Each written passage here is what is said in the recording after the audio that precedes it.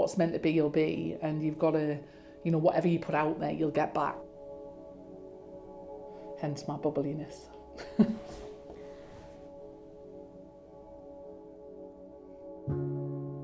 My heart and my passions in helping older adults, especially those with cognitive impairments, because of what I went through with my gran.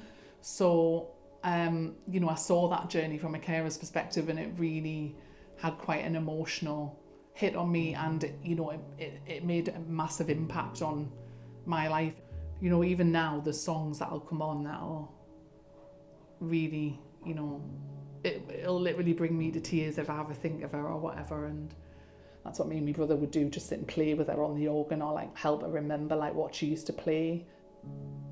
I suppose it was one of them things that I remember the most. So there's like, you know, there was a lot of challenging situations there, like that, you know, I could have remembered her frailty, but actually what I do remember now is how she would sit there and her eyes would light up when she was playing that instrument, and she would be back to her chirpy, like amazing self, but full of humour and full of wittiness, and it felt like we got my grandma back for that moment in time when she was playing.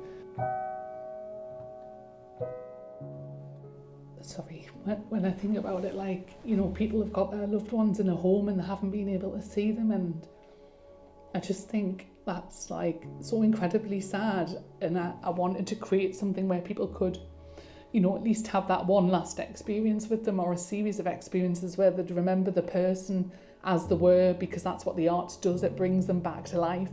And I really wanted people to have that. I want to provide them with opportunities to have experiences with their loved one, that where they remember them moments like I did with me gran. That for me is the main reason of what I want Unforgettable Experiences to provide, because I think there's so many people who have not had the chance to have that happy memory with their loved one before they go, because caring can sometimes take its toll on you so much that you forget the person for who they are. And I don't want anyone to have to be in that situation. Well, it is just what you do. It's a bit like Richard with me. I mean, my health was so bad last year.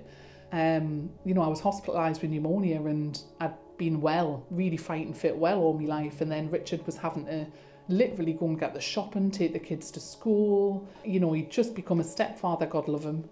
That actually, ironically, he probably turned into my carer. Very nice. Chin chin.